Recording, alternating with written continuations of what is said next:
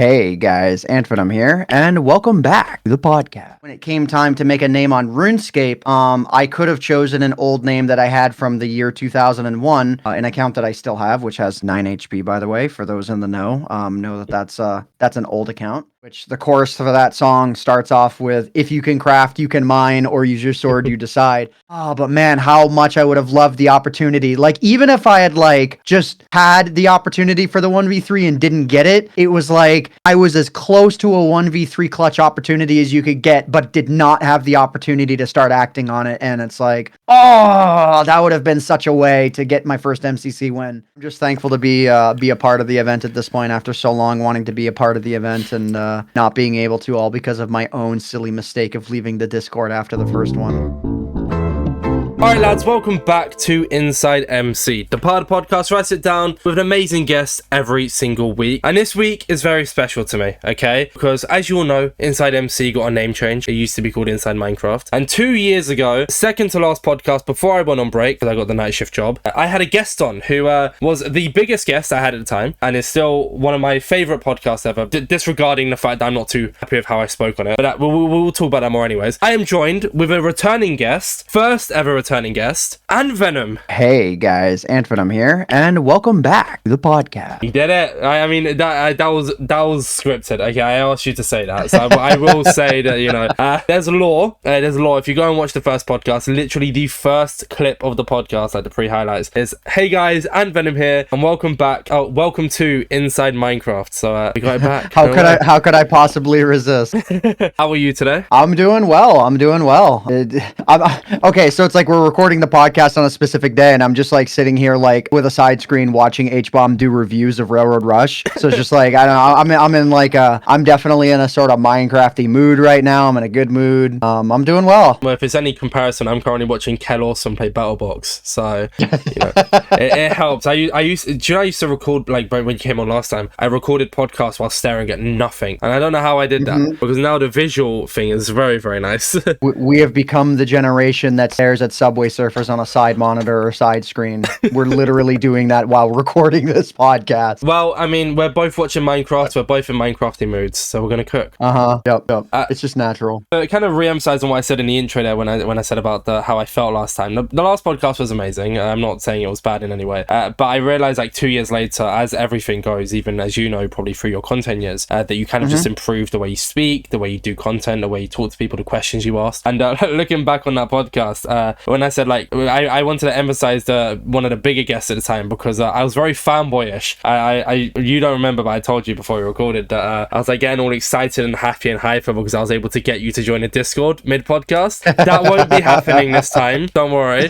And we also got very sidetracked as well last time. So. Oh no, getting sidetracked is part of what the podcast is about. I mean, you evolve over time, and that's something that content creators have to deal with as well, as they get their footing in the content creation space. You make mistakes, you stumble upon along the way, but it's really no problem. It was super fun last time, and it's already fun this time. We're gonna go from last time round I think we did like a little mini interview on you, and then I spent the rest of the podcast talking crap about Bedrock Edition. I don't want to make that mistake again this time, because I'm not a Bedrock creator. I actually want to interview you this time round, and sure, that was a hot button topic last time, and honestly, like, I feel like I probably instigated a lot of that. Like, it would have been on my mind at that time. So it's like, you can't entirely bear the blame on that one. That one was probably a lot of me and a lot of what I was thinking about at the time. It was a really good podcast. I mean, no, it was trendy, so it was 2 years ago. I remember you were planning to make a video, you never got around to it, and that's why I invited you to the Discord, because I invited you to a server with a bunch of Bedrock creators in it, and you were going to get like a bunch of like things from the people, like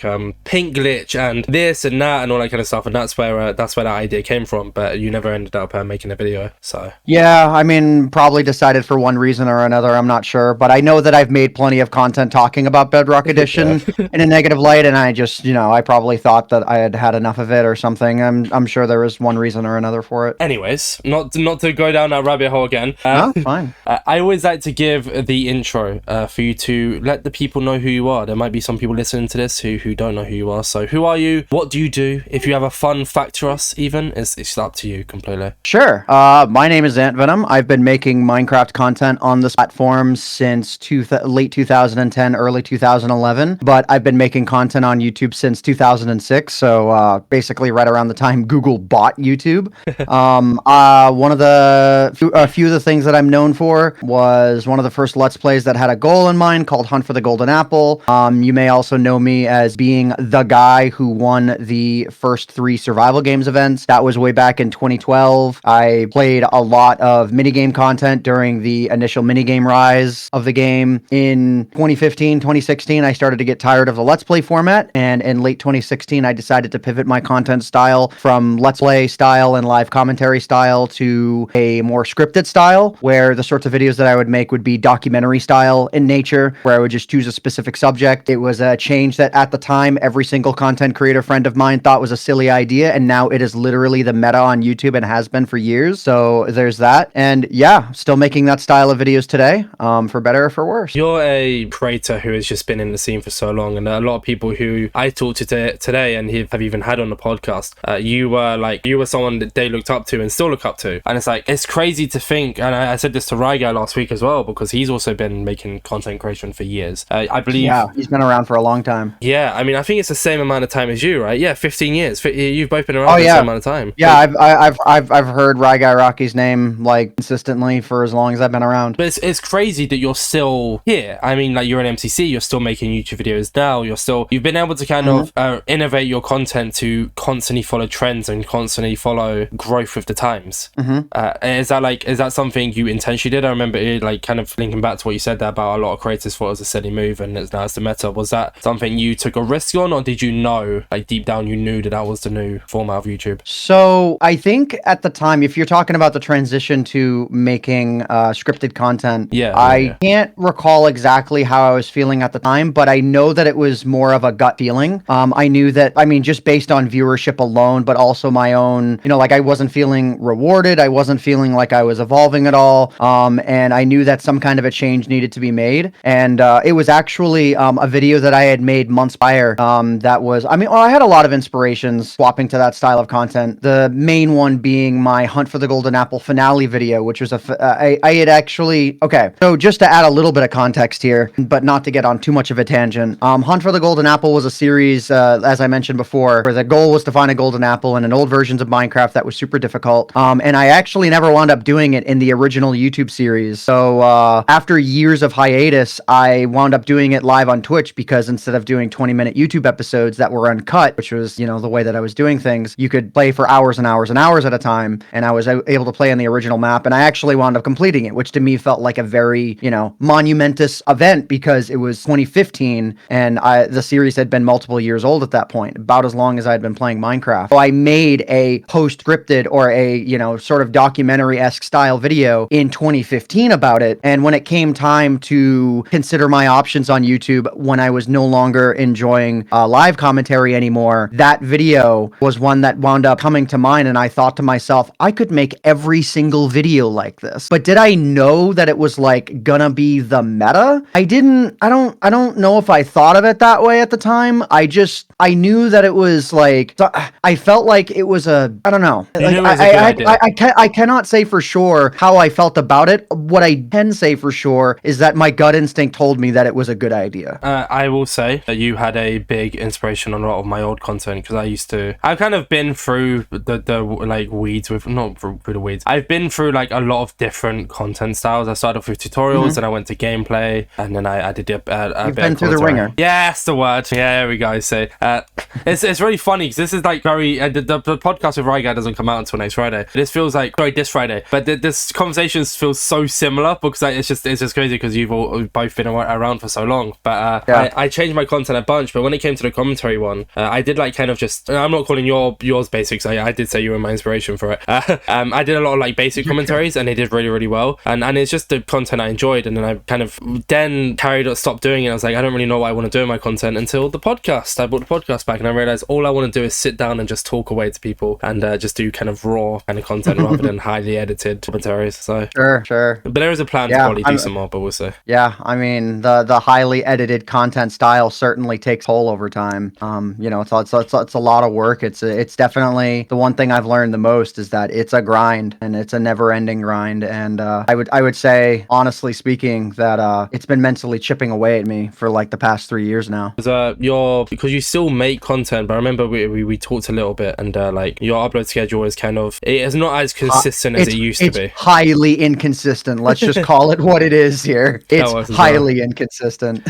I mean, your last video was 1 month ago, and it was the every Minecraft Farlands ever. So that's like, how many videos have you made on the Farlands now? Oh geez, I've probably made like 2 or 3 dozen videos on the Farlands in one form or another. You know, it's a subject I find fascinating. I find game limits fascinating, and to me, it was Minecraft's most fascinating game limit that existed, alongside some of the other Bedrock Edition limits, which was the most fun I had with Bedrock Edition when those were, you know, still a thing, and they still are. But the reasoning behind them, and we're not gonna tangent on that, but unfortunately, the reason for Bedrock Edition's limits is because of coding limitations that unfortunately affect the vanilla game. So it's just like, But Farlands was always just like this neat thing, and it was also the first game-breaking glitch that I really, well, not first Minecraft game-breaking glitch that I became aware of. Because I mean, it's funny. It's like I didn't feel like at the time that I was covering some brand new topic, but it was in 2011 when Notch made a blog post about it is what made me aware of it, and then I made a video on it that he retweeted, and it literally started my career. It started the viewership that ultimately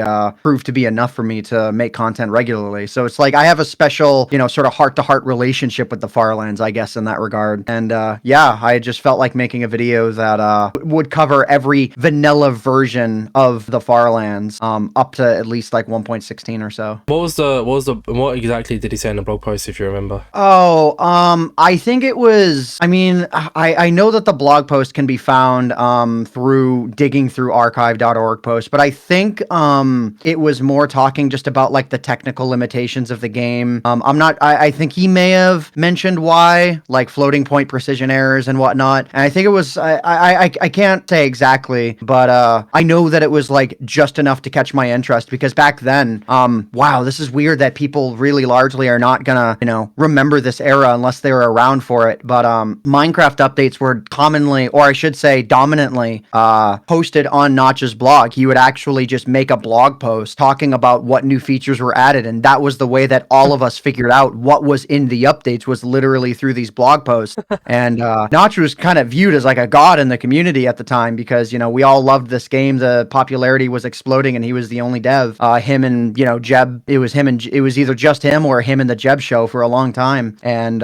yeah, so it was common for us to, you know, check in on the blog like almost daily. And then, you know, so that was during the era when I would have been checking in on it. And then one day he just posts about the Farlands. And I think I'm not sure if Kurt J. Mac was already doing Farlands or Bust at the time. I'm not sure which came first, that blog post or his series. But yeah, it was in a sense one of the very first trendy topics, because, you know, there would have been that series, there would have been Notch's blog post, and it was just, I've had a fascination with breaking games for my entire life, basically, at this point. That certainly did not start with Minecraft, so, you know, I would have had a special connection with that no matter what. For a little bit of context here, for anyone who doesn't know who Kurt J. Mac is, 13 years ago, they started a series where they were running to the Farlands or walking to the Farlands or something. Yep, and on April 17th, and I'm looking at a bookmarked tweet of yours, so I could talk about on the podcast. They crossed 8,388,608 blocks, aka the last floating point precision error in Minecraft. Yeah, and for me to add some context, the way computers store numbers are via binary ones and zeros, and you don't need to understand much more than that to know every time you double your distance in Minecraft, a little bit of numerical precision is lost for the decimal point for where you're walking. So it's like, you know, it literally after 2 blocks, a little bit of precision is lost. 4, 8, 16, 32, 64, 128, 256, 512, 1024, 2048, 4096, 8192, 16, 32, 65,000, 128,000, you know, 256,000, 512,000, and then it's like a million, 2 million, you have 4 million, 8 million.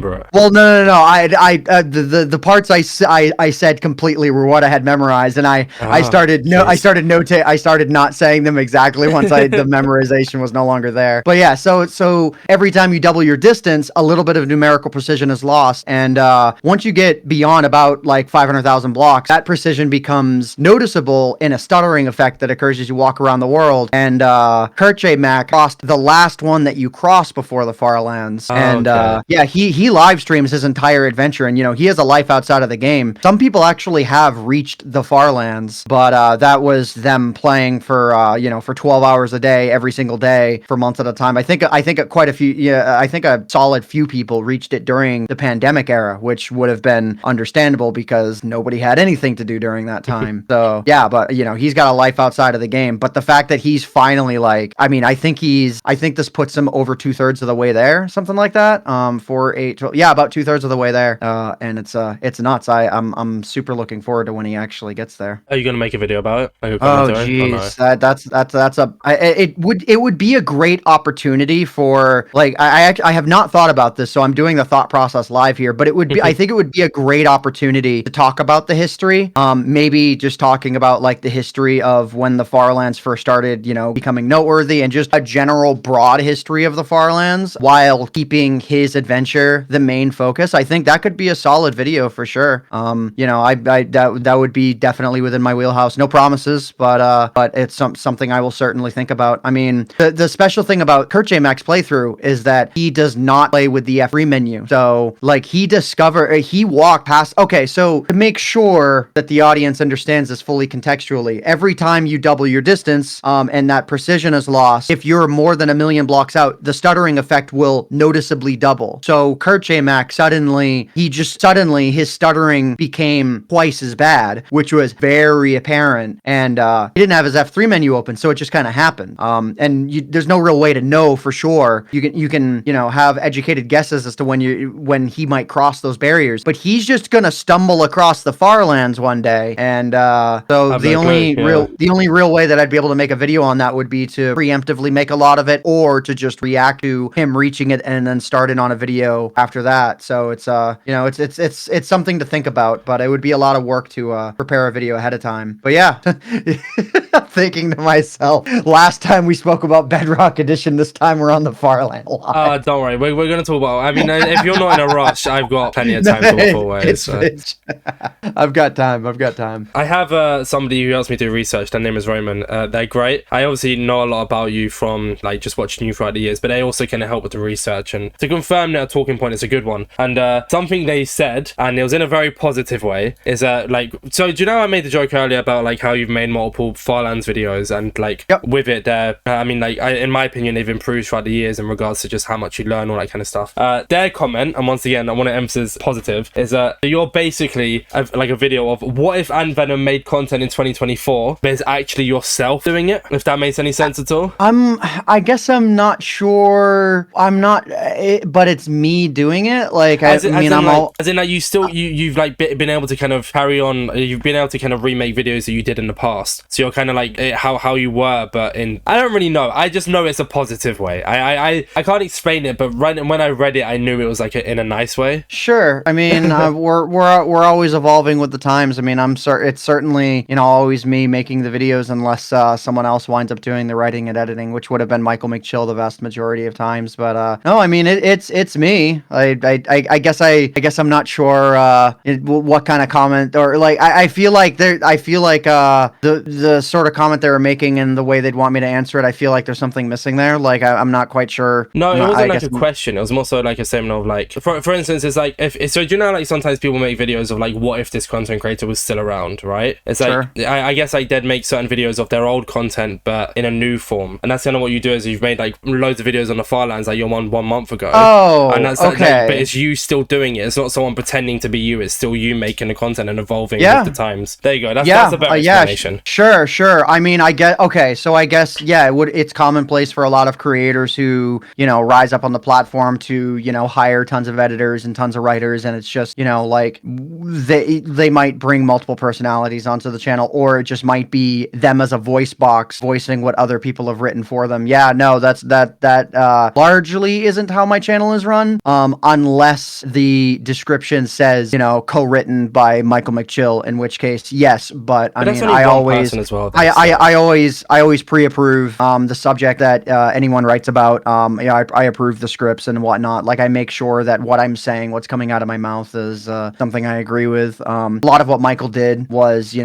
content that was less opinionated. I wanted to keep the more opinionated stuff for me, unless I felt like he had a really good point to talk about, which was one of which was is hardcore mode too easy? That's a good example of one that was not me. But it more broadly speaking, yeah, I mean, in a sense, I took subject matter that I might have been interested in but didn't make videos about during the live stream era, or those that I may have loosely touched upon, and I made it more the primary focus of the channel. So yeah, it's an accurate statement. Let's kind of jump back into the past a little bit, and I'm gonna re-ask a question I asked 2 years ago. So, but I wanna hear the answer again. How did the name AntVenom come to be? Sure. It's gonna be the same answer. The way that the AntVenom name came about was well, I'm trying to work it back to the very beginning here and try and figure out exactly what came first. What came first was that I had a old email alias as my name on Battlefield 2, and I wanted a name that was not that name. I'm not going to reveal what it was, but I wanted a name that was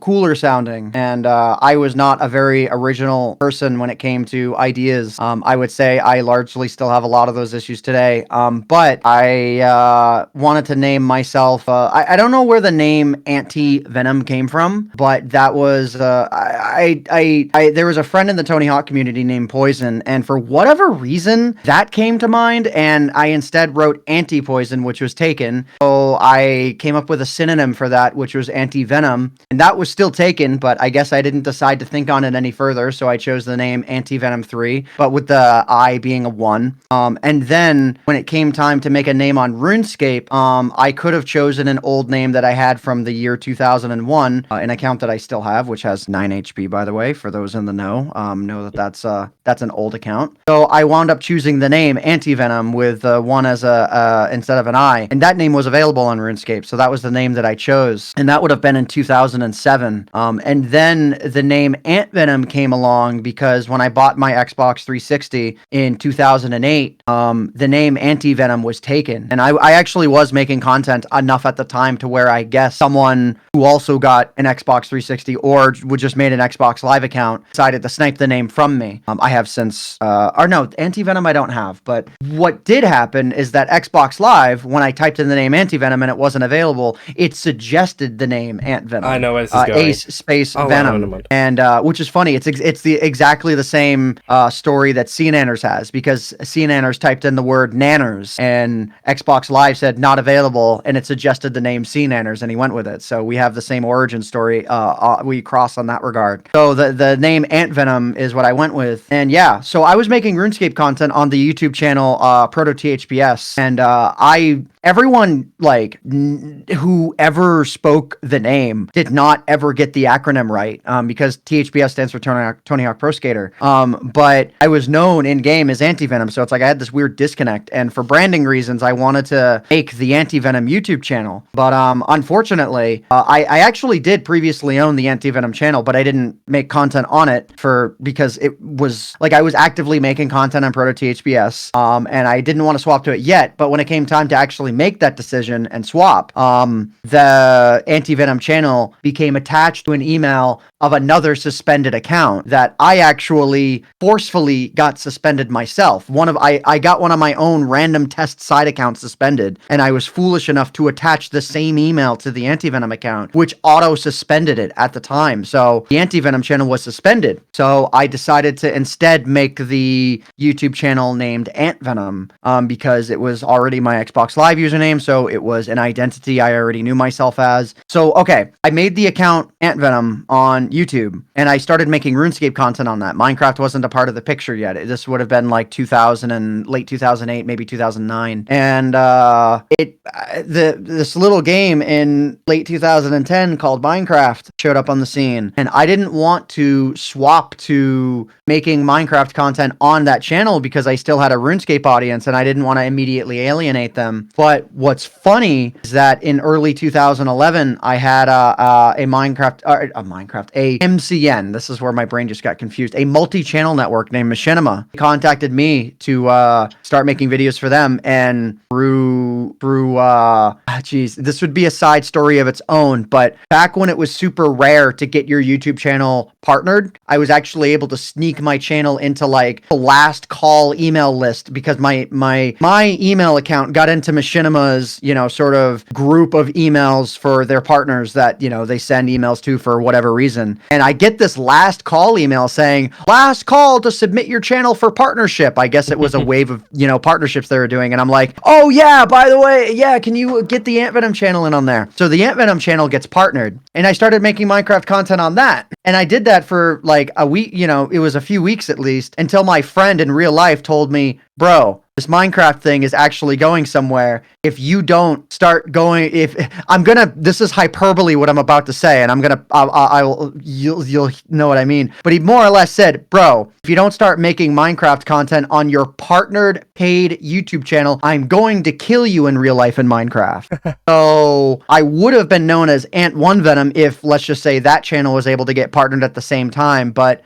yeah, I made the choice to abandon making RuneScape content. Started making Minecraft content on the AntVenom channel, and that's why I'm not only my primary YouTube channel and why that's the name I'm known as. There's, if any one of those choices had gone a little bit differently, then I might have been known as AntiVenom instead. Fair play. I actually remember from the last, so I know I keep referring to the last podcast here. It's good. Like, I won't be doing it the entire time, because once we move on past like the next 2 or 3 questions, we only talked about Minecraft Bedrock, so I actually have original stuff to talk about, which is great. I remember the Tony Hawk story, which is funny because I actually thought that's where I forgot about the other name. I thought AntiVenom originated from RuneScape and then we're using the Tony Hawk thing, but then I completely forgot about the other channel you had. So it's kind of interesting to hear the whole. You didn't talk about the YouTube partner story last time either, so that's interesting as well. Yeah, it was it was so funny because everything at the time was so new, and I revered Machinima. Machinima was to be revered up until the time where it wasn't. Those who remember the story of Machinima are most likely to remember the messed up contracts that they offered and whatnot, and that was like truly the beginning of Machinima's downfall. But prior to that, they really were a company to be revered. They had so much respect. They were the first company to allow for gaming content creators to consider making a living doing what they were doing. I revered them, and I followed in the exploits of a content creator named Noob Show. And I remember hearing the contract that he had, the amount of money that he was making per 1,000 views. And I'm a stats person. I did the math. So it's I knew before even I was doing it for a living, I calculated up his numbers, and I calculated wow, with the numbers that he has, he could be making upwards, if he released, I don't remember what the exact circumstances were, but I was actually pretty sure with the frequency that he was releasing content that if he kept doing it at that frequency, he'd be making upwards of 60K a year. And this was at a time where nobody was making a living doing this except for the top 100 channels maybe. And even then, I was the 135th channel to hit 1 million subscribers. So it's there wouldn't have even been 100 channels to 1 million subscribers by the time I was thinking about that. There probably wouldn't have even been 50 or 20, maybe 20 at most. I don't know. But now it's hundreds of channels hit 1 million subscribers a month. Whereas back then it was truly still the beginning of YouTube. And I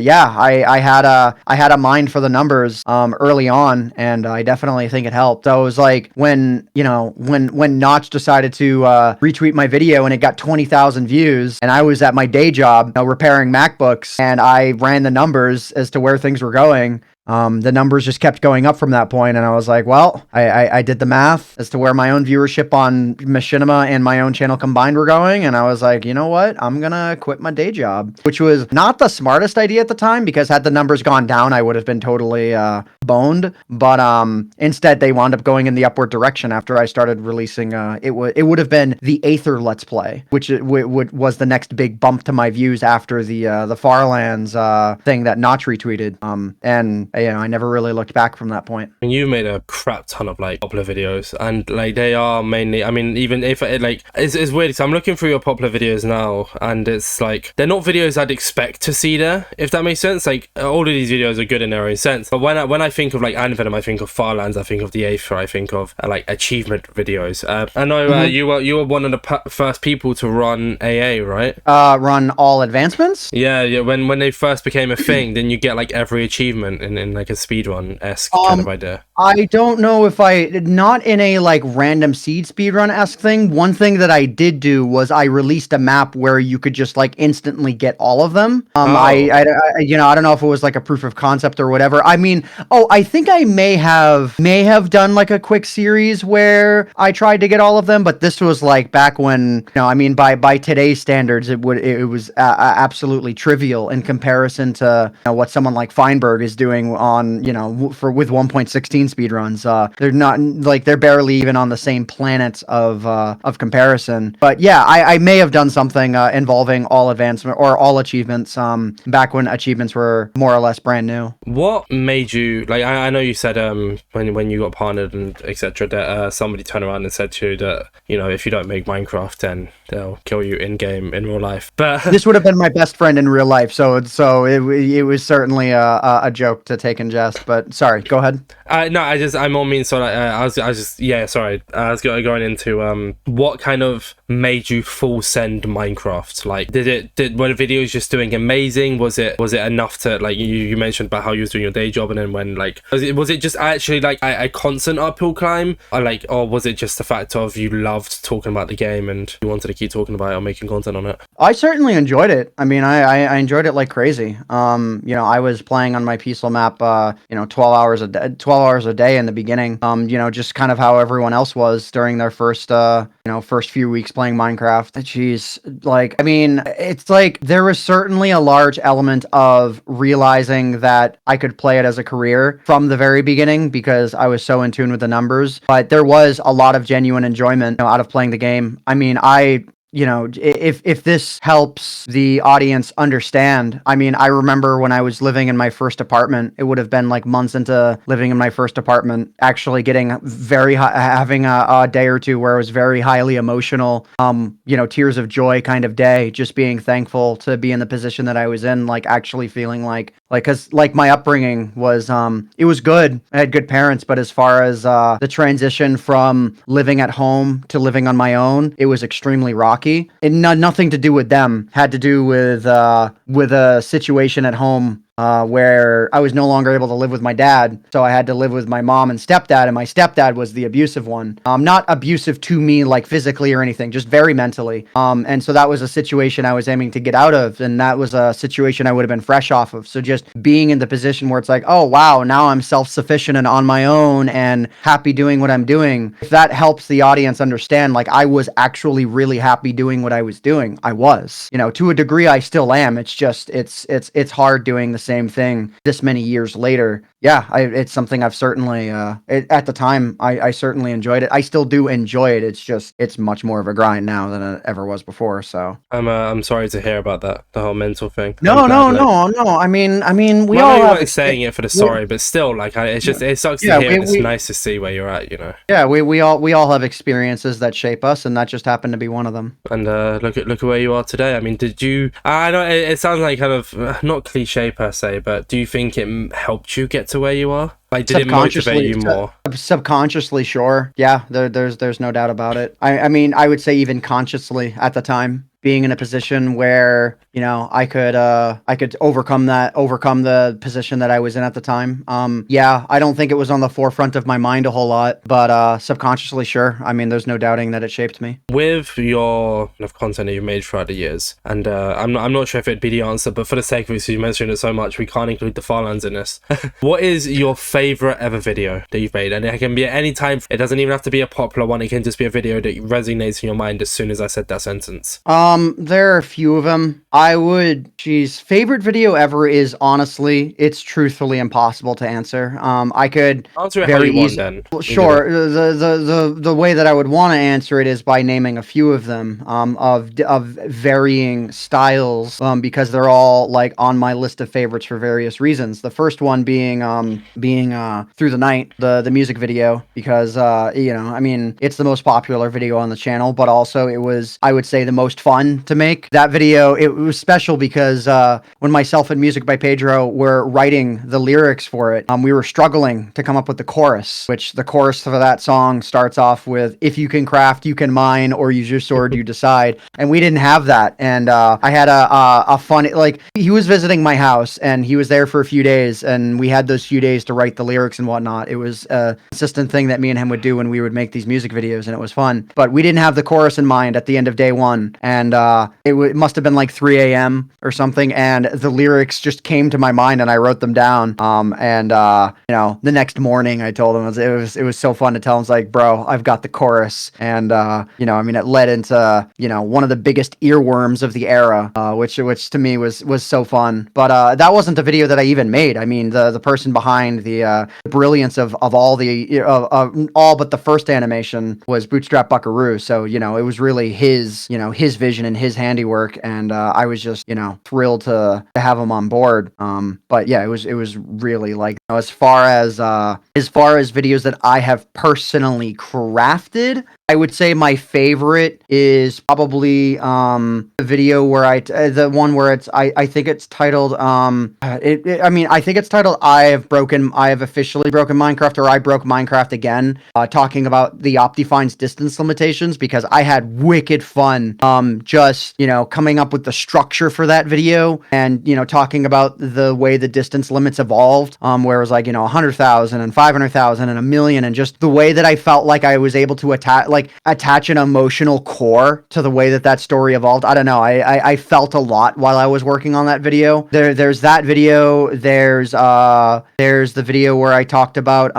the options.txt file, which that one I believe is titled I broke every Minecraft setting. So the breaking Minecraft videos where I am able to where I'm able to just pour my heart and soul into the edit. I would say those ones are always my favorite. The ones that aren't, videos about just another subject. I'd really have to go through my channel and pick apart which ones I'm proud of. But yeah, those two for sure. You mentioned in the music video, and as like one of your first answers there, I'm very glad, because one thing we didn't get to talk about last time, and I completely forgot to bring it up for some reason, and I made sure not to forget this time, is the fact that you have made music videos on the AntVenom channel. Mm-hmm. I know I said I wouldn't be a fanboy. We're talking about the music videos. Fine, so different. Man, it's fine. I'm a big fanboy of your music videos.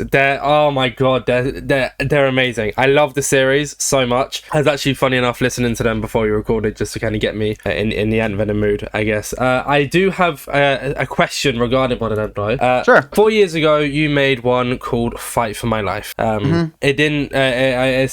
It's done really, really well. However, it got set up for the perfect sequel. Why did that never come? Because the viewership wasn't there. These music videos cost $20,000 a piece to make, and they needed to make that money back in their viewership. Otherwise, they weren't worth making. So yeah, we had a rough story figured out, the entire thing, yeah, it was just an unfortunate change in the landscape of what content would become popular on YouTube. I also feel like I feel like I wasn't as strict as I should have been with the song itself. To me, it's a good song, but I feel like if you poll a random audience of people who would listen to the song and you ask them to compare it to the other songs, I would bet that the majority of them would view that song as the least boppy of the bunch. And I feel like that was something that I subconsciously knew at the time, and I should have been more strict about. When I heard the first draft of the lyrics, I should have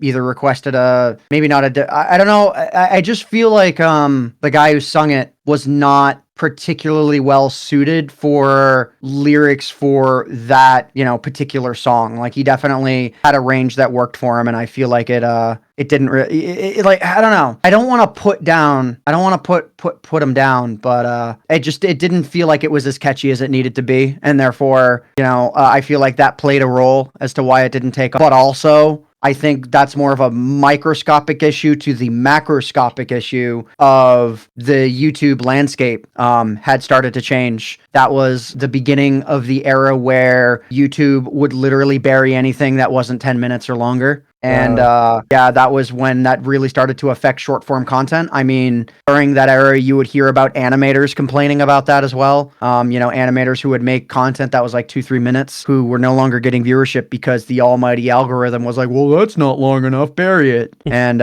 so it got caught up in that as well. I think that the song could have done a lot better if that hadn't have been a factor. Like, if it had been released in 2015, I mean, I think that it would have done well enough. But that was truly why the second and third music video didn't get made, was because of that. It was free. It was going to be free. Yeah. The storyline was more or less, I mean, we had it roughly outlined, but we hadn't written the second one yet because the first one had just come out and it didn't do well enough. It was pretty clear early on that we weren't going to continue from that point. But no, our characters escaped. I mean, it was more or less like the idea was they were in sort of like a pseudo prison city without even knowing it. Sort of like born into the city.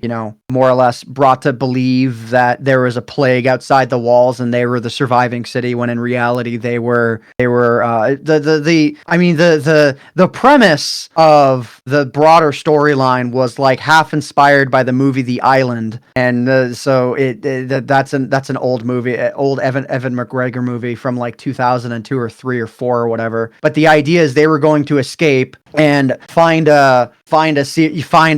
basically like all Avatar movie style, find a bunch of villages where like they would be able to tell their story about what was going on. Like, wait, what's going on? Can you help us break all these people out? And then it was going to become a war effort. And the second video was going to be them gathering, and it was going to end at them at the walls of the city. And the third one was going to be the war between the pillagers that ultimately saw our main characters leave and them returning. The clash was going to start during the third music video, and it was going to be that. I get to know what happens. Yeah, looking back to it, I'm actually not sure if we could have stretched out that much story to fit within 2 music videos. To me, it sounds like it could have fit into 1, but yeah, we didn't even get to that point in the discussion process because that music video just didn't take off well enough, and I wasn't willing to put that kind of money into funding a sequel, because I mean, 1 million views on a 3-minute video on YouTube, like, you're not even talking $2,000. So it's like, I lost a fair amount on that music video, which is fine. That's the gamble that you take. But I wasn't willing to do it a second time. I had a feeling it was because of the views, but I didn't know they cost that bloody much. Jeez. Yeah, I mean, I'm not gonna get into where the split. How the money gets split between the song and the animation, but I mean, that's that's about the number. That's about how much they all cost. Anyway, your series had done well anyways. I mean, the 4 songs are the 4 most viewed videos on your channel, which is understandably so, because people are constantly going back to listen to music, as I do, and I listen on Spotify as well. It's some of my favorite music series, alongside obviously Captain Sparkle's ones, but they're original. Other than the parody, which you started with, the next 3 songs to follow were all original songs, which is standout. I mean, a lot of people who have made Minecraft songs, the majority of them are parodies. So how, I guess, like, what if you can remember, what went through your head to sit down and be like, okay, let's just make a series of completely original ones? I remember this clearly. I mean, it was the fact that Captain Sparkles started making music videos as parodies. We had TNT, we had Revenge, and then his next one was the Gangnam Style parody. And so he had that one made, I believe it was within a month of the original music video coming out. So it went, and but it wasn't too long after that. I think it was after Jordan got many tens of millions of views that video got copyright claimed, and it started the next wave of copyright claims on music videos, so like it became clear, like we were all blissfully ignorant to the problem in one form or another, making these parodies, thinking that we weren't going to get copyright claimed. Because I mean, you know, you got to fund the projects, and if the videos get copyright claimed, then you don't get any money from them. Yeah, so I started getting music videos made a little bit later on. So that the first one was a parody because I really liked the song it was based on, and I thought that it could translate really well to Minecraft. But by the time Through the Night was getting made, but even I believe when we had started the process of making it, the Gangnam Style parody that Jordan had made, Minecraft style, had already come out and had already gone through that problem. I think it would have just gone through the problem of getting copyright struck, and it was a huge discussion in the community at the time. You know, it instantly became unpopular to make parodies for those who were doing it in a professional sense, like, you know, myself, Sparkles, Bebop Fox, anyone else. I think Beijing Canadian had a team doing content at the time. Yeah, so that was the reason why we moved from making parody content to making original content, because there's literally nobody to claim an original song, right? Like, you literally are covering all of your bases if you make it original. And that was the reasoning for that, because the amount of effort required to actually get, you know, to like the amount of effort required to get a fully animated music video made versus the amount of effort it takes to then tack on the song being original, it's not insignificant, but it takes more effort to get the video animated than it does get an original song made, I would say. The amount of hours, the amount of, paid hours that goes into it is far higher for the animation than it is to get, whether it's a studio or your friends together or whatever, to record, mix, and master an original song. So it was clearly worth it for the benefit of not having to worry about copyright infringement. With I still talking about the series there as well, though. Level Up came last. It was the last song of the series that you did, and it was to explain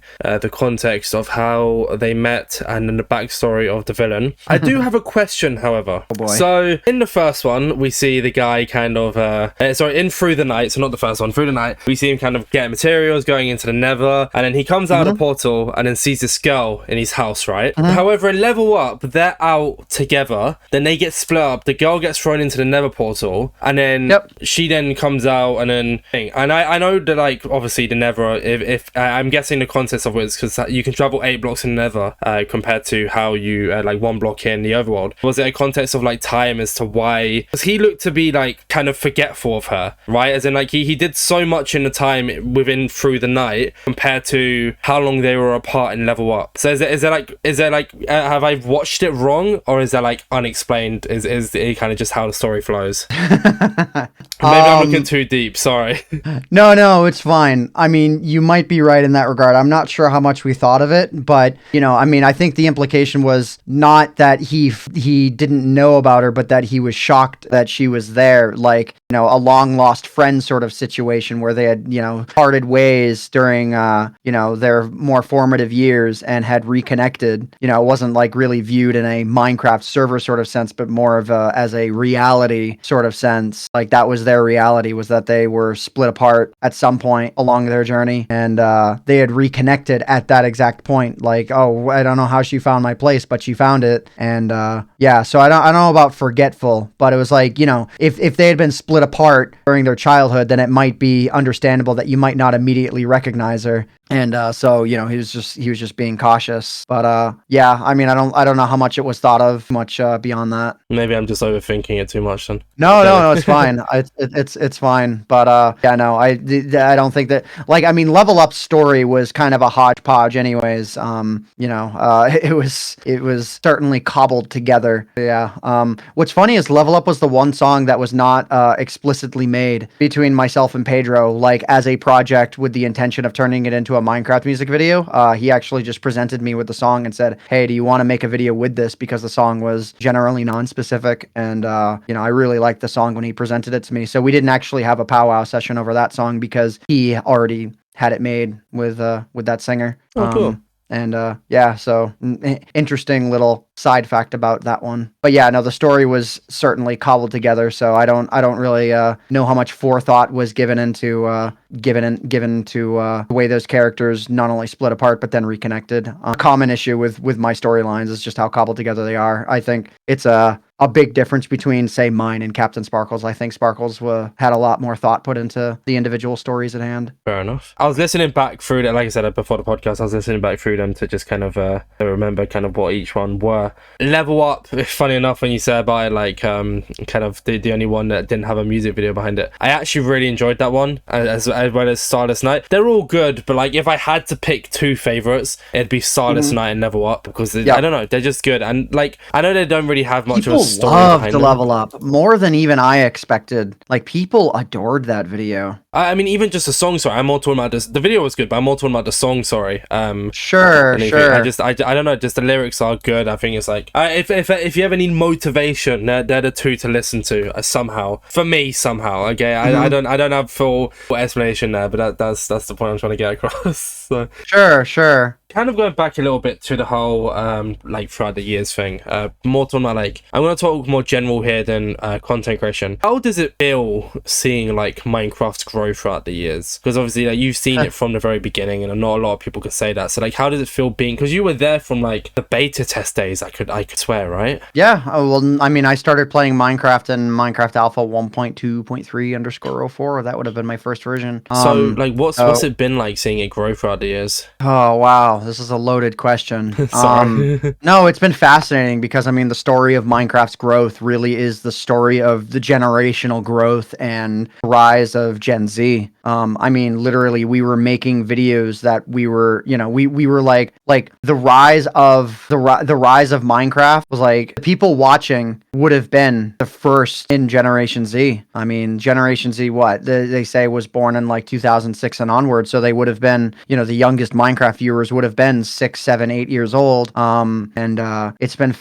been truly fascinating to see it evolve. There's the evolution of the game itself, and then there's the evolution of content creation within the game, which are just two entirely different stories. Oh geez, I'm trying to think of like any wise words that I can give here. Give me a second here. I mean, if it helps, more so like just like how could you say how proud of you are of the journey? Like one video you made, where's it gone? Like 7 years ago was like the forgotten structures of Minecraft, right? And I remember like there's a lot of structures in the past compared to like the trial chambers now, and compared to end cities now, which I know is fairly old, but not from the beginning of Minecraft. And even just like kind of like the creators and how they make content. So not specifically your content, but just how content has evolved throughout the years. Is it something like you've seen it, like, do you kind of just sit back in your chair sometimes and be like, wow, we've come a long way, that kind of idea? Yeah, it's a pretty loaded question, sorry. I no, it's fine. I'm just, for me it's difficult to know how to answer this question because I've seen the good sides of content creation, I've seen the ugly sides of content creation, and it's like, how much weight do I give to any given facet of what I have experienced with content creation? It's true. It's actually like probably the most loaded question you could ask me, is giving, my opinion on how content creation has evolved. I would say it's been fascinating. I can say that I was not really very hopeful for the content creation scene in the 2014 and 2015, and especially 2016, 2017 era. In 2016 and 2017 and 2018, sure, I was making content that I was happy with, but there was a lot of people who were like, what are you doing? The game's dying. Oh my god, you're making videos and the game is dying. And then 2019 came along, and SMP Live and SMP Earth and the rise of some of the absolute biggest content creators to ever walk the platform started in that era. I think honestly, observing the rise of Minecraft content during that era was probably my favorite. I think this might be the best way that I can answer it, is what my favorite eras as an observer of the evolution of Minecraft content is concerned. This will probably be the easiest way for me to answer this. I enjoyed it a lot during the 2011, 2012, even 2013 era. 2013 was like the innocence of the minigame era, and 2014 to me was the rise of absolutely rampant mental corruption within the content creator space, where it became all about the money and the team dynamics for, I'm not going to beat around the bush about this, but, you know, Team Crafted was, you know, on the outside as far as viewers were concerned, was like, yeah, the next big thing. But, you know, that was a team that was riddled with problems from the very beginning, or not the very beginning, but especially, you know, as 2013 turned to 2014 and 2014 turned to 2015, you know, a lot of negativity going on with that group. So I was very pessimistic for content creation at that point. I feel like there was a lot of negative examples going around, and especially because I knew what some of those you know, some of those creators were up to in their spare time. Not that I knew quite the gravity of it, as you know, as has come out since then. But it's like I've been observant to how it's evolved, both the, you know, the good, bad, and the ugly. So it was very disappointing to see that's where content that was the example that content creators were setting. I'm publicly outspoken for, you know, talking about the influence that various generations of content creators have had. And I remember in 2021 and 2022 being very happy with the generation that came after, you know, 2019, 2020 era of creators. And even that at this point has been stained. I would say I'm not about to make a comparison, but I'm not about to make a comparison here between, you know, whether or not one generation was more harmful than the other, because certain content creators have been more damaging than others. It's like, I mean, a name that I have to bring up here is Wilbur. I'm so fucking disappointed that went down the way that it did, because he was someone who I looked up to more than anybody else, I would say. You know, there was just a mystical, magical aura around him and his content and the way that he, you know, portrayed himself online. I would say the general example he had on those who did not directly know him was largely good, but it's like I can't excuse what he ultimately did, and especially his very unapologetic response to it. So it's just like, it was one of those things where it's just like, fucking man, really? Like, that had to happen. And yeah, I mean, it sucks to see stuff like that go down. And it's like, this is why it's such a loaded question, because I have to factor in all of the negative energy, because if I don't factor any of it in, you know, I sit here thinking to myself that people are going to, you know, ask why I didn't point that out. But, you know, as far as, let's just say a parasocial viewer is concerned, if they're not directly affected by the negative actions of these creators in the moment, which is, you know, the vast majority of people, they're still negatively affected by knowing that some of these creators turned out to be pieces of shit. And it's like, you know, what do you say at the end of the day when the content creation space is riddled with that shit? I mean, there's a reason why, you know, on social media platforms, Minecraft YouTuber is generally a hashtag for negativity. There's a reason for it. It wouldn't be a thing if there wasn't a reason for it. And it's so disappointing whenever that happens, especially, well,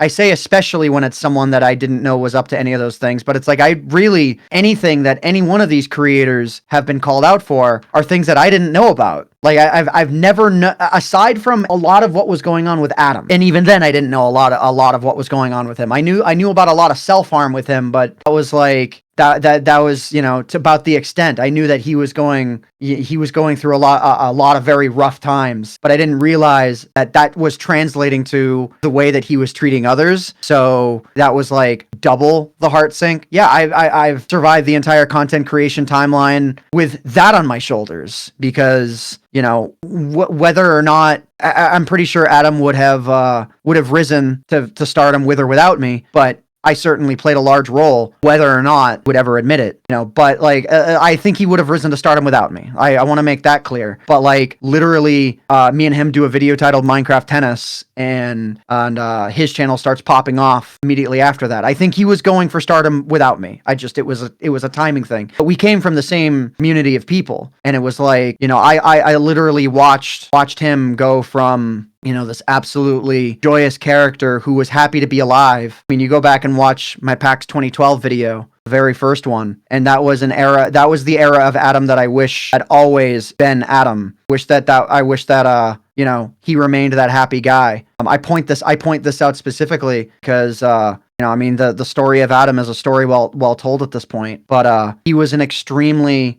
happy guy at the very beginning of his rise to stardom, because well, okay, let me add context with this one. In the PAX 2012 video, got his Minecraft, had his channel just blow up, but he had not been paid for any of it yet. So he was in the euphoric era of knowing what was coming without any of the corruption that followed, becoming, wildly successful and popular and rich as a result of, content creation. I think a lot of what happened with him was not his fault. A lot of it was, really negative influence by people who were using him. But still, it's like I've had to live through all of these experiences, most indirect, but some directly. And I know I'm just talking negative here, but it's like I can try and hide the negative that happened and just be like, yeah, it's been, seeing content creation evolve over time has been great, and in many avenues it has. I think it would, I think it's good to point out creators like Tommy Innit, who I feel from beginning to end have been an absolutely shining example of the kind of influence that I wish that every Minecraft content creator had. Like more examples like that, please. Like would have been great, but unfortunately,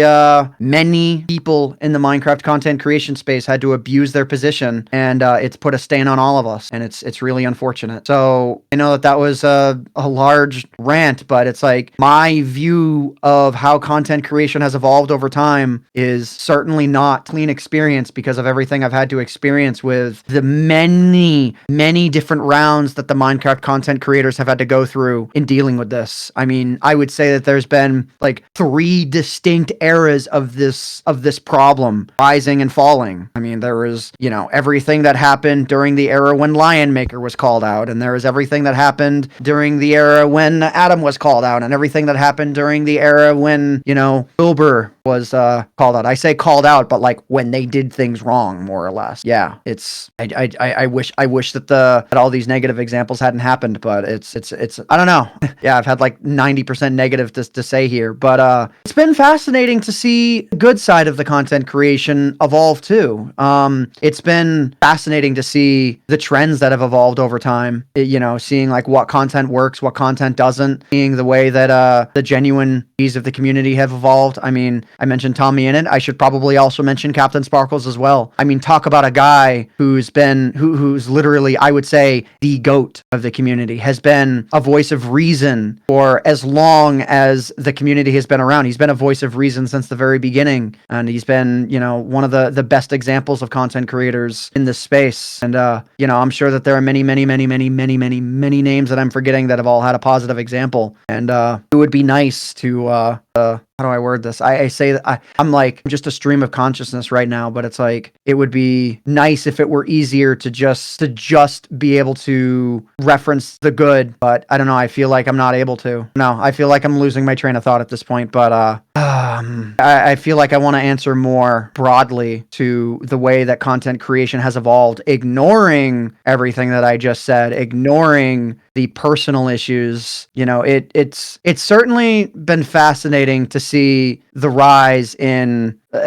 as trends have evolved. I mean, we've moved away from live commentary. We moved towards, a big push for, post commentary styles of content. And I guess if I had to give you, a slightly different, more general answer here, it's certainly been fascinating to see the rise of the need for faster paced content. I mean, I think the rise of the requirement for faster paced content has just been, it's been aligned with YouTube content creation as a whole. The way YouTube content creation has evolved as a whole. I mean, the Mr. B style of content, is certainly very much faster paced, and I think that has driven the way Minecraft content creation has evolved as well. The way Minecraft content creation has evolved is parallel aligned to the way that YouTube content creation has evolved. Everything's about making the most viral video that you can these days. And I don't think there's anything explicitly wrong with that, but it has certainly been fascinating to see it. I think it's nice though that you kind of went down that route of the answer, because I think a lot of people aren't really too real with it, and it's not that it's a bad thing that people don't really talk about it, but you've always been very open in how you speak about things, and it's a bit like me. I can be very, especially when I'm streaming, I'm very real with how I talk about certain topics to an extent, and that's the same with you as well. But it's kind of nice to hear, like, well, not nice, isn't it's not a nice thing to hear, but like it's I'm gonna just use the word nice. Eye-opening. There you go. It's eye-opening that you will be like so real with of how you feel and everything that's happened over the years, because a lot of people know it or have seen it happen as well, and not known the in-depth story, but seen it how you've seen it because you've been around for so long, and kind of just ignore it or just push past it or kind of beat around the bush, whereas you kind of sit straight on here and go like, yeah, this is a problem. And the sad thing is that it's not even just bigger creators. Yeah, it's as I say in quotation marks, larger creators.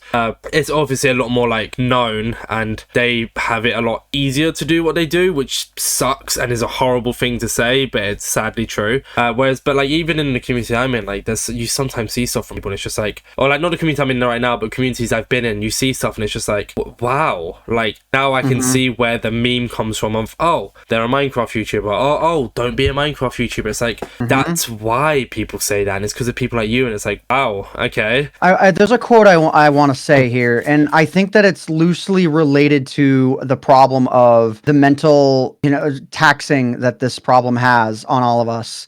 It's a quote from Nick in it's either the third or fourth Hunger Games movie, where he says, it takes 10 times. The quote itself eludes me. It takes 10 times more effort to put yourself back together than it does to fall apart. And I think that there's an interesting correlation there, in that it's like for every instance of this we have, I feel like it does 10 times the damage that anything good that comes from the community has. Maybe not anything, but most examples. And it's just like, yeah, every time something negative like this happens, it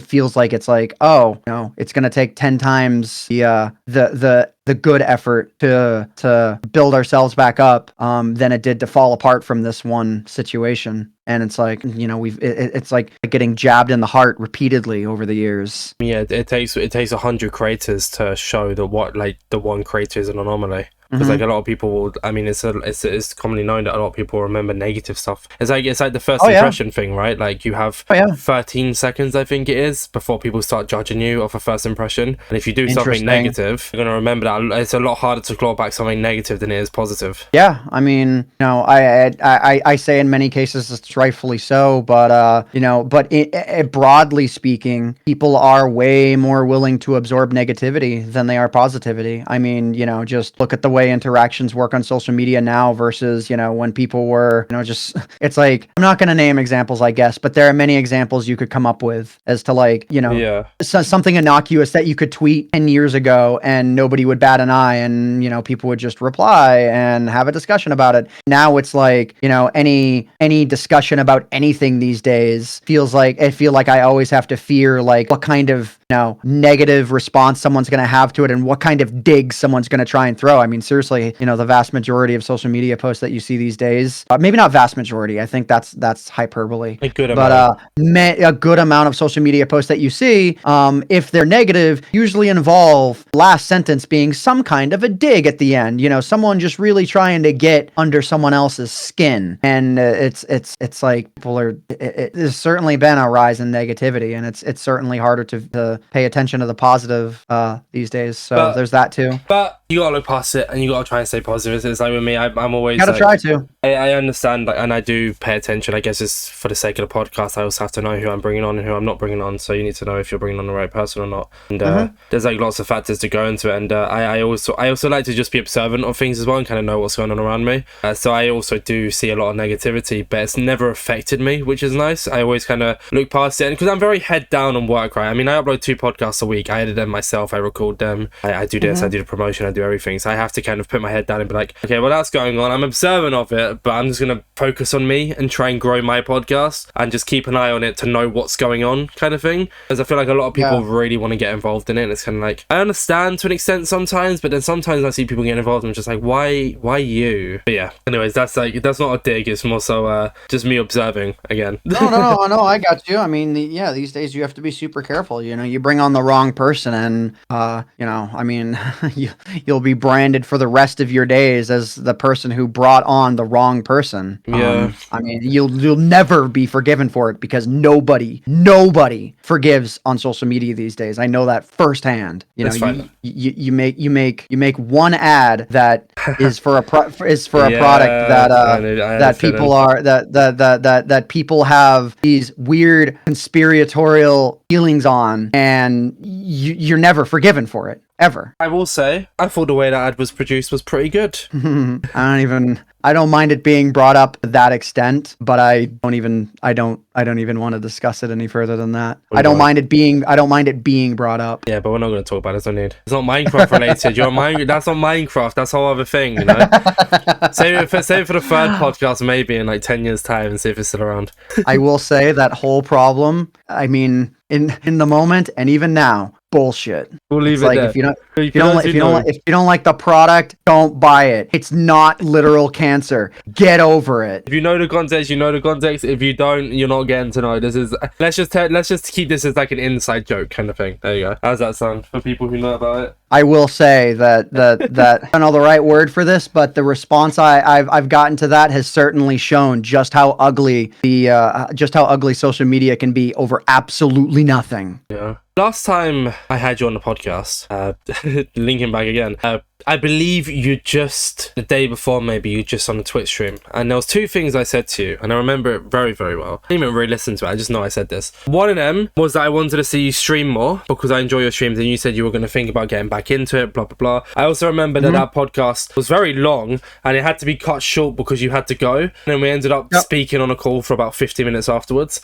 The second thing, I turned around and I said to you, AntVenom, I was like, I would love to see you in MCC. So be it. This would have been pre-MCC? This was pre-MCC by like a good few months, I believe. Like about a year or something, I don't know. But I said you're someone I want to see in MCC, and I'd love to have you in it. And so be it. You have now played in 6-7 canon events, one half canon event. Still don't know how 27 is half canon. I really need to find out. And one non-canon event.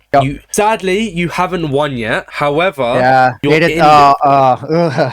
indiv has improved throughout the month, so throughout the time you played. It's been getting better, but I still have a long way to go. There are some people who do Minecraft PvP literally dozens of hours a week. I've probably put in dozens of hours total into my PvP grind. Probably since we last spoke, like at most 50 hours in total.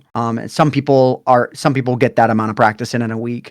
So I've not improved as much as I've wanted to, but before the MCC season 4 kickoff, I certainly practiced a lot, not like a bit in PvP. I actually learned what my main issue was with PvP, which is like kind of surprising to me that it wasn't what I thought it was. But there are other mini games that I practiced a fair bit in, put a lot of mental effort into wanting to improve, and it showed. My two best games were not in MCC season 4 kickoff, and I had the same placement as when both were in MCC 35, so that felt really good. I loved your MCC 35 team. Me too. Was when I saw that get announced, I think it's like, I don't really reply to MCC tweets too much, and I mean I did this season, but I hadn't beforehand, and I think that's like the first team announcement that kind of kicked off me starting to reply to teams. That team was just filled with content creators, just great content creators. The won as well. We had the movement team, and it certainly showed in Ace Race when we came in 5th, 6th, and 7th.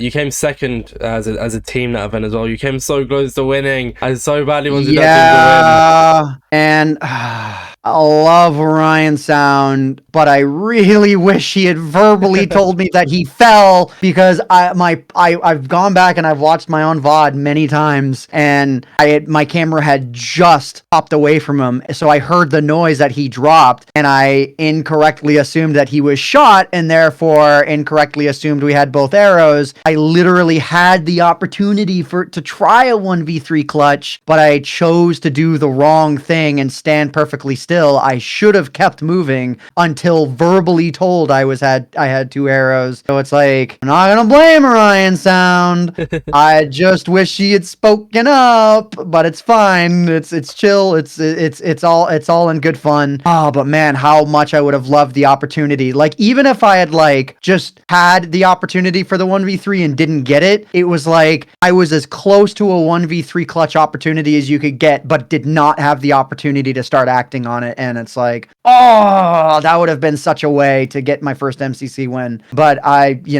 was also up against a very stacked team, so it would have been a lot. I don't mean to be negative. It was so fun. Fine. It was such a fun team to play with, and it was truly a team effort as to why we wound up, getting to Dodge Bold in the first place. Like, everyone did their part. I was gonna say, you did come up against a pretty strong team in Dodgeball. So even even had you have won it, had you have won it, would have been like, wow. But like, the fact that you've lost is wasn't like a crazy like, oh my god. Because I mean, you still have 3-2. You put up a fight. It wasn't like you got 3-0'd or. Oh right, that's what I'm saying. That's why it was a 1v3 clutch for the whole thing sort of opportunity, and I'm the last one standing. And that's why it's like, in my mind, I'm like, if only I were told to keep moving, what could have possibly happened? So I've always got that in the back of my mind. But I was only salty for like the first week. After that happened, I got over it. It was wicked fun, and the best that I can do from this point on is to just try and improve my individual in every game. Yeah. The longer this podcast exists online for, the more out of date this statement I'm about to say is gonna be. But between the last MCC and this one, I certainly improved at Rocket Spleef Rush. And there was a few games that I improved at, but Rocket Spleef Rush was the big one. I have Antfrost to thank for that improvement. I believe everything happens for a reason. Not in every sense of the word, because some things you're like, that shouldn't really happen for a reason. But in this case, I believe the reason it happened is because the next time you get teamed with Orion Sound, the exact same thing's going to happen. However, they're going to tell you. Don't this say time. that. However, they're going to tell you this time. I hope he doesn't jump off. I hope he doesn't jump off in a 2-2 scenario, being the second to last person alive. I hope not. No. My team, it would have been a 3v2 situation and he not jumped off, but it's fine. This time you're going to clutch. This time you'll clutch. That's what I'm trying to get at, okay? This time we'll 3-0. Exactly. I mean, you cooked in a Parkour Warrior. CPK came first. You came third in Div that game. Yep. Like you said, movement main. Who would have thought? Yeah, and that certainly is going to define the way that I talk about Parkour Warrior with every single team that I'm ever a part of again, because I learned the value of needing to get medium finishes all around. If short of someone on our team not being physically capable of getting a medium finish, they need to get a medium finish. If someone's physically capable of getting medium finishes and they don't, it's so detrimental. I mean, we learned firsthand because nobody got a hard mode finish and we all got mediums, and it was I just seeing the way the points worked out. I mean, I got third because our team, our team all, got the best finishes that anyone in the event had gotten. I mean, I don't know if any other team got all medium finishes, but I did the math after the fact, and absolutely, we cooked. And it paid off. Oh, nearly. At least you can say you've made a dodgeball, which is good. That's the only event you've made it to dodgeball. So sure, it's good, but I want that coin, baby. You will. Go. You'll get it this season. I feel it. Next event you're in. I feel it too. There's gonna. I hope to practice in a lot of PvP. I was saying that last year. I didn't do it, but the improvement that I've had recently does have me feeling mentally fired up. I will. That's as much as I can say. The next event you're in, you're gonna get teamed with Orion Sound, and you're gonna win a coin. Okay, sound good? I can. It'd be a bold prediction. The thing about InsideMC AntVenom, and it got proven as well in the MCC. You was in the MCC. How do all MCC participants compare themselves? The thing is, right, I'm very good, and I some kind of weird positive jinx that we predict things. Both MCC risings, technically the podcast went around for the first one, but the second one we predicted. A few of the people who are playing in Twitch Rivals or got introduced to this MCC were predicted in that video. A lot of things have been predicted on the podcast. So I'm predicting that you're going to get put with Orion Sound on Yellow Yaks, and you're going to win. I think that your prediction, assuming that I'm going to get the same teammate between 2 out of 3 events, is too bold. I actually think that you're going to be proven wrong on this one. I really think that you need to rethink your strategy on the thought here. I don't think I'll get teamed with them. If I do, I'm not going to say I'm going to eat my hat, but mentally I'm going to eat my hat. I'd be very surprised. You teamed with Captain Sparkles in MCC 24 and MCC 25, so Well, it's possible. Me and Sparkles team up with everything.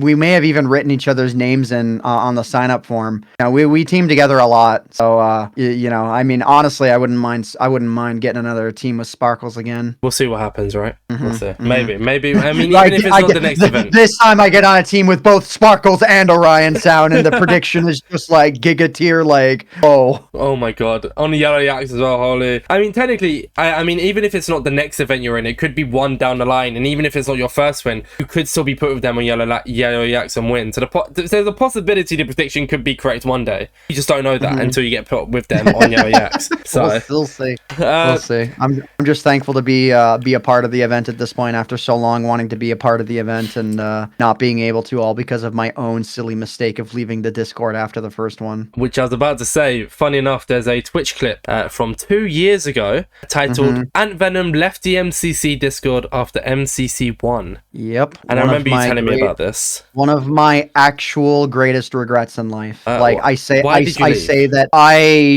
so I went through a thing where I was just cleaning up what Discords I was in. I think in my mind, I thought it was just another one-time event. I didn't think about it being, I didn't like give any forethought to it. Honestly, the idea of, leaving an event Discord these days is like absolutely silly. Yep. It's something I should have never done. I literally could have just applied for the second event and been in there from that event onwards. I mean, it was a legitimate scheduling issue that made it so that I wouldn't be able to join. And, I easily could have just been a part of the second event and onwards, but no, instead I had to pull a move like that. And it made it so that I had to be on the same waiting list as everyone else. Yeah. I mean, seriously, I say it unironically that it's one of my greatest regrets in life because I feel like it cut me off from a ton of opportunities that during the SMP Earth era, it really would have been, mentally and literally beneficial to be a part of. I heard a rumor. I think it's like an official clip from Scott, and I don't know if you know the answer to this. Apparently, they've gotten rid of the waitlist now. Apparently, it's just completely gone, and they just invite whoever they think of bits the event. I just saw like a tweet about it. I don't know how true it is, or if you know anything to do with it. So I mean, I never really knew how official or not official the waitlist was, whether or not it was officially written down or not, or what the story behind that was. I honestly have no idea how all that is formulated and kept track of. I have no idea. With joining back though, obviously you got invited back, and something that you decided to start taking on very passionately was the Ace Race map on the practice server. Let's go. And I'm not going to take away from your victory here because it's amazing you've come first. There is a strong possibility it could be due to ping diff, something we might know in the future. Who knows? But you are. Yeah, I know the answer. I know the answer to that. What's the answer? Ping differential makes around 3/4 of a second difference. Jeez. See, you really look into that's what I've always appreciated about you, because I remember watching you do it, and you made like this whole in-depth like spreadsheet tracker of the time difference and how you could save like milliseconds of time and how big of a difference it made. And it's crazy how much depth you go into, even for something like this on a practice server. Well, the thing is, the Ace Race map was one of the very reasons why, like the Ace Race map on the practice server is one of the very reasons why I wanted to be a part of MCC in the first place. There was just something fascinating about it to me. The game mode in general, and I was thrilled to be a part of it. No, I mean, I literally at one point tried using a VPN to see if having a higher ping was actually the advantage, but on the waterfall portions, it's not an advantage because the amount, like basically or I guess no, the waterfall I think is maybe where it was an advantage, but on the jumps it wasn't, because client side your character jumps and then it takes however many milliseconds lag that you have for you to actually get the boost part of the jump. So it's almost like with me when I jump with my low ping, it's like I jump and the actual boost occurs really quickly. But when you have a high ping, it's like instead of it being like boom between real jump and boost jump, it's boom boom, and the amount of distance that you gets affected by that. And so I actually did use a VPN to bring my ping upwards of 100 plus to see how much of a difference that made. And it makes a difference, but I know that at this point I do have the skill edge over any of the other runs as well. And I think maybe the first time I beat CPK's record, because I only had about just over half a second improvement on him. I think ping differential did matter then. But I definitely improved the time to break the skill gap as well. Yeah, it's gotten to the point now where you are just very good at it, and that's why you're getting so high. It's so funny that the time I have now, it's over a second ahead of second place, and it had a half second mess up at the very end, right at the very end. You got improved. I know no, not unless someone beats the time. I mean, nobody's even come close. Nobody's tried to. So it's like the run itself was perfect aside from landing early at the end, which cost me half a second, and I have no real desire to improve it from this point on. I feel like I've proven all I needed to prove in that game, and the best that I can do is just try and continue to hold on to the skill in all future MCC events. From this point onwards, I would love to win an ace race. And if the first map back isn't a brand new one, and even if it is, I'm gonna try and win it. I have serious competition to contend with. If it's a new map, you probably stand like a bit of a higher chance. Lower chance. No, lower chance. Really? Yeah, my specialty comes from concentrated, specific grinding effort. My first run through, I generally am worse than the competition around me. It's when I grind out attempts and get used to the map, or especially even when I can just VOD review and know the route ahead of time, is when I'm able to develop corner cutting strategies and understand the intricacies as to any given section, and that's when I pull ahead. But if it's if nobody knows the route and I make a 10-second mistake, then like someone who doesn't make that 10-second mistake is way more likely to do well. And I think that I have a tendency to make those kinds of mistakes in my first run through of something, which is fine. But I definitely, my specialty is when I'm able to practice. A different view on it then, possibly. If there was a new map, would it benefit you the second time you play it? Oh yeah. That's what I'm saying, but would that benefit you more, a new map, the second time you play it, rather than the old map setting? What do you think? Say that again. Okay, so do you think you stand a higher chance of getting first in Ace Race if for the next two events, it's the old map, or the next event, it's a new map, and then the event after is also a new map? Would you stand a chance in the second event of getting a first in div with a new map or with the old map? Are you hypothetically saying that if the next event it's a new map, and then the event after it's that map again? Yeah. Or because we're not going to get two new maps in a row. No. Sorry. If it's a new map, then the same new map. Yes, I would say so, because then I get the chance to VOD review 39 other perspectives to get an idea and to lock in, a route. I mean, in MCC 35, that was a map that I had, or was it MCC 35? I believe. Yes, I had never played that map in MCC 35. Like I had not set foot on the track yet, but I had VODs that I could review, and I reviewed them like crazy, and I kept in mind. So like a good example, I don't know what the map is named, but it's the one from MCC 35. Actually, let me go on the wiki right now. Hang on, MCC 35 wiki ace race.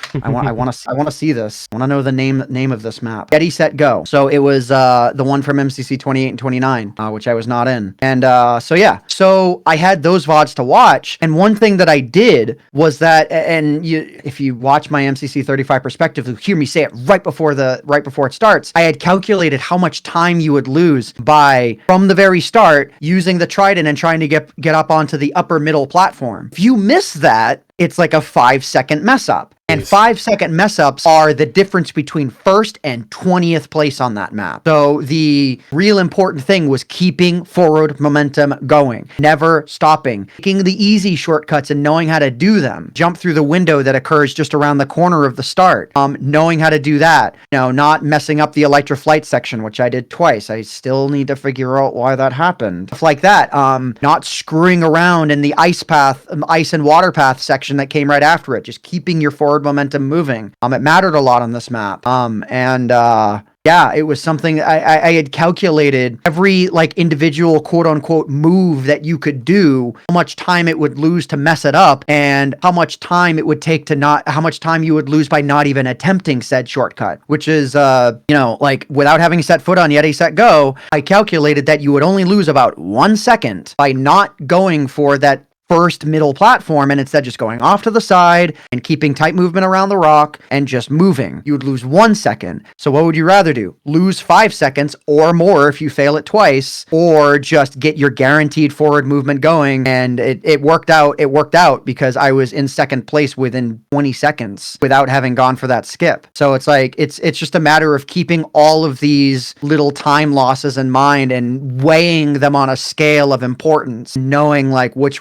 things should you go for, which things shouldn't you go for. And that's what makes a brand new map so difficult, because I'm not able to weigh any of those things ahead of time. I have to do everything in real time. And if I don't find the route on my first go through, then yeah, I stand a high chance of placing poorly. I would imagine that there's going to be a new map for the next time Ace races in MCC. And I hope to do better at it than I've done in past new maps. If I recall, I did really poorly when Clouds 2 was released, which was MCC 32. I didn't do well. And then I did okay after the fact. Is there, because I'm assuming, right, because obviously next month is June, and the next 2 MCCs are going to be, I'm assuming they're going to do Pride in June, and then obviously at the end of it, they're doing MCC Twitch Rivals. I don't see you on the schedule for TwitchCon Rotterdam. Are you going or no? No.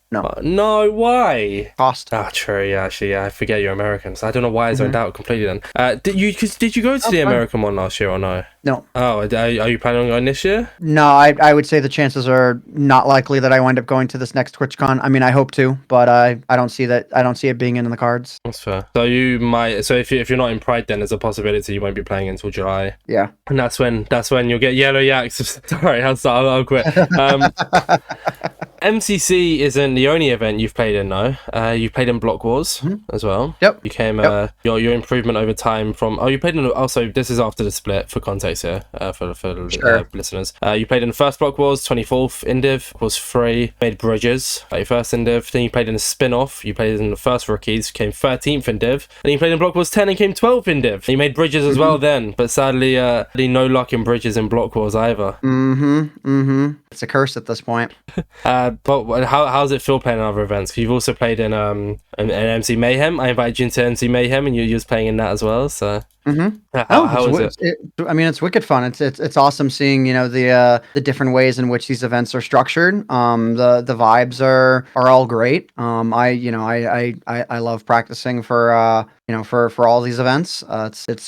They're all distinctly different, but the vibe is very similar across all of them, and they're wicked fun when I'm able to participate. I'm happy to be a part of them. I'm very proud of your Golden Grapefruit team for Mayhem, because I didn't have a full effect on the team, but when we were making teams, I said to the team makers there was a few duos I wanted to make, and I invited you just after we'd recorded the MCC video, and I said we have to put him with Sandwich Lord. So why? Because we've recorded a video, and at the end I asked who was one person you'd enter MCC, and AntVenom said Sandwich Lord. Let's team them. Let's just put them together.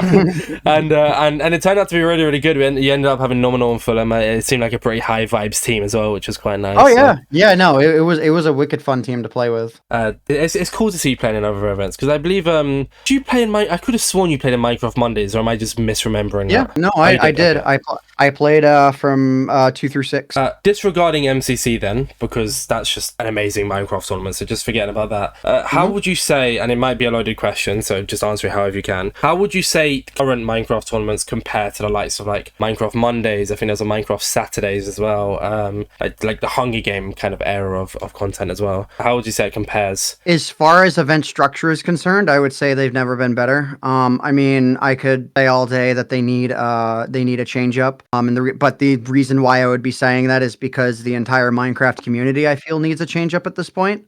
It's like these events are not as popular as they used to be, but that's because Minecraft itself is not as popular as it used to be. I think that these events are run better than they've ever been run before. They're experimenting with, new unique ideas like never before. I think that Block Wars and Minecraft Mayhem are the two that are doing an absolutely excellent job. That Pandora's Box as well, and so they all have their own distinct flair. And I mean, they're wicked fun. I mean, so as far as event structure is concerned, they're great. I mean, is there anything else you wanted me to say on them? No. I was just curious as to like what I I don't, like I said, it was just a bit of a throw-out question, see what answer you give kind of thing. Like, I wasn't expecting this in-depth comparison of, oh, here's how it's changed. I just wanted your opinions, because kind of linking back to the whole being around for so long, like, how does it feel? Like, how do you feel now playing in a tournament compared to how you felt at the time playing in them tournaments? And, like, knowing what you know, I guess, so, yeah.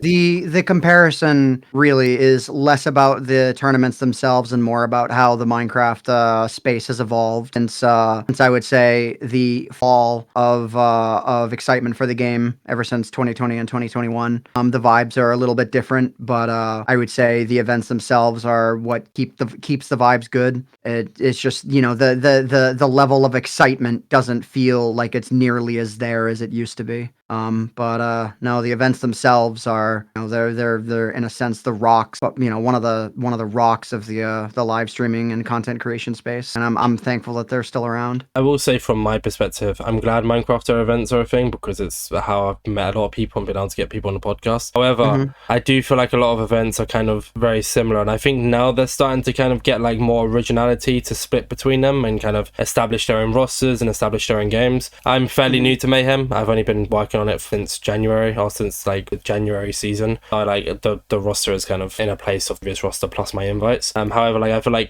they're starting to take a step towards kind of, because it's all the same concept, right? And there's so many other tournaments that we haven't mentioned that are there, and so there's like about 10 different. It's like the SMP scene. There's a bunch of SMPs, and now there's a crap ton of Minecraft tournaments. So it'd just be nice to see a bit more like variety. But people like to play the same format of teams of 4 or teams of 5, 10 teams or 8 teams fighting against each other, blah blah. Whereas like there's the one that I invited you to, One Shot Royale. We raised like so much money for that, and people really enjoyed that because it was a different kind of concept. So it's just interesting to see where, like, because everything changes throughout the year, so it'll be interesting to see where the event scene is at in a year's time. Will there be more? Will certain events come out of their ranks and establish themselves more? All that kind of stuff. So. I think a lot of the answer to that question will lie in where the game as a whole is in a year. True, You know, whether or not people are excited about the game again or not, whether or not Minecraft content creation as a whole sees another rise. I would say that with the current direction of the game, I'm a little bit more hopeful this year than I was last year. So we'll see where things actually go. I feel like Mojang have actually started to listen to feedback as to, you know, about the game being stale and updates not coming out. I feel like, you know, the new snapshots are showing a lot of promise. And because, like, I mean, you know, Minecraft events, they're always going to evolve, but I feel like their capacity to evolve is directly correlated to how many people are willing to watch, how many people, because you know, let's just say if the game becomes 3 times more popular, well then that's 3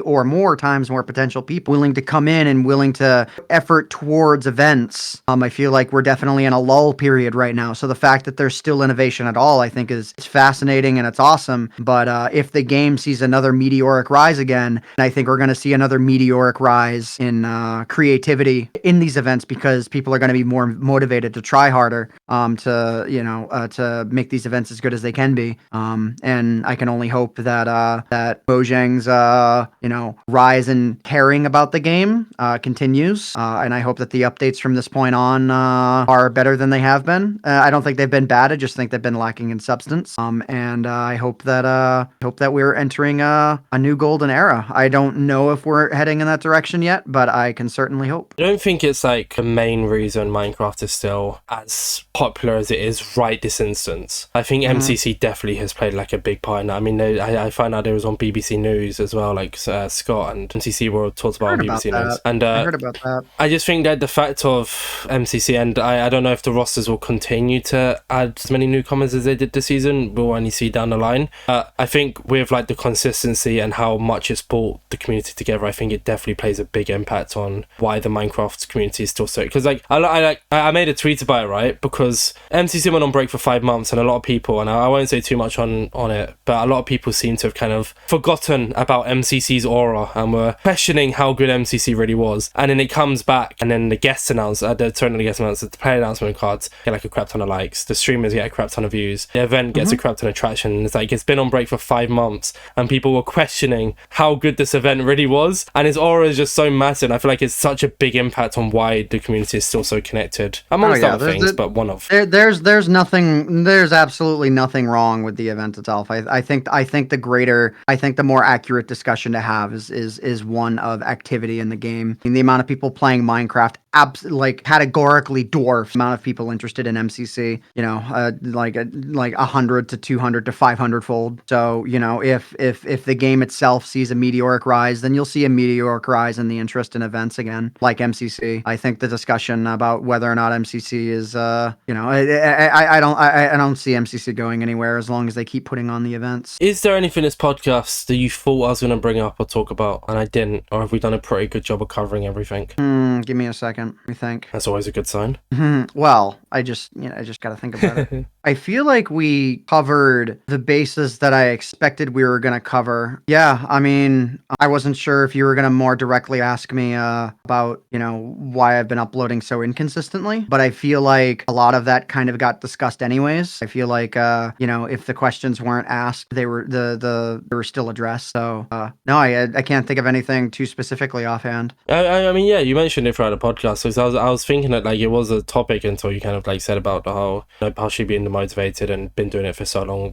If you connect everything that you said throughout the podcast, it gives you the answer without kind of having to repeat ourselves. So, hey, that's a good sign. Oh my god, see? Good podcast host, Insane Orbits, who would have thought? So, Twitter questions. We sadly only have one. Okay. And it's a really nice Twitter question. It's from Ghosty Fruit. And how does it feel knowing you shaped the childhood of so many creators in this space? It's wild. I mean, I'm always living in my own shoes, right? So it's it's always difficult for me to be told you influenced millions when it's I can hardly even imagine more than 100,000 people in one space at a time. Just thinking about the biggest stadiums, right? But no, it's crazy. I'm certainly extremely thankful for having been able to be a part of the positive impact. There's a lot of negative impacts that exist out there these days in any facet, especially if you get sucked into the social media online life. There's a lot of negative influence, and I feel I'm just thankful to have been a part of the the positive influence as best as I could have been. And but it's so strange. It really is. It's strange having been a part of this for so long. But I'm thankful. I'm thankful for the opportunity. I'm thankful for that people have enjoyed my content in one form or another throughout the years, and I'm looking forward to the future. That's for sure. Having shaped an entire generation, it's strange. I mean, I certainly I guess I can say, in a sense, I made a dent in the universe. That feels nice. Makes me smile. One way or another, everyone's had an impact on at least one person's life, and you've had an impact on well over 3 million people. So it's kind of crazy to think about, right? When you put into numbers. It really is. Yeah, that's it. That's it for today's podcast. Thank you so much. And no problem. You just tell me when we're outroing. All I wanted to say is I hope you all enjoyed this podcast. My name is AntVenom. His name is Bits. And we bid you all farewell. We're just ending it like that. Oh, okay. Oh, well, no, you include that however you want to. We could ramble for another 5 minutes if you wanted to. I just felt like throwing that down. Oh no, yeah, we'll keep that in. But I need to do the actual normal outro that I do. I like to cover some bases quickly. Sorry, it's a perfect. I just ruined it. We'll do it again. We'll keep that in, but we can do it again when we do the outro here. Yeah, I mean, I just wanted to say thank you as well, because I fall under that category of people you've inspired to do content and just talk away. And I think I'm in a position right now where I'm kind of comfortable with the whole being able to just I said it in a message earlier to someone, I'm so happy to kind of just be making content that I'm not worried about. I used to be so worried about numbers or growth, but I think I'm in a position where I can kind of just do the content I do. And I mean, the MCC video, for example, you openly offered to have somebody else involved in it, and you made that happen, and just little things like that, and just helping motivate to do content and stuff like that. A little wholesome thank you here and for you. So no problem, my pleasure. I always like to give the outro part of this for you to promote yourself, where people can find you. We've talked a lot about you this podcast, so what are your social media handles? You can find me on YouTube, Twitch, and Twitter at AntVenom, and if I ever do decide to make TikToks, it's AntVenomYT. You can find me just by looking up AntVenom. I've got a website as well, where, you know, if you want to contact me via email, that's where you can find that. And yeah, otherwise it's AntVenom pretty much everywhere. Oh, Instagram is the AntVenom, but I don't use Instagram very much. And yeah, so but if you look up AntVenom and you want to find me, chances are you'll be able to find me. There you go. Now let's redo that outro. Sorry about that. Let's do it properly. Yeah, go on. All you. You don't gotta apologize, not even a little. But yeah, I hope you all enjoyed this podcast. My name is AntVenom. My name is Orbits. And we bid you all farewell. Thanks so much for watching.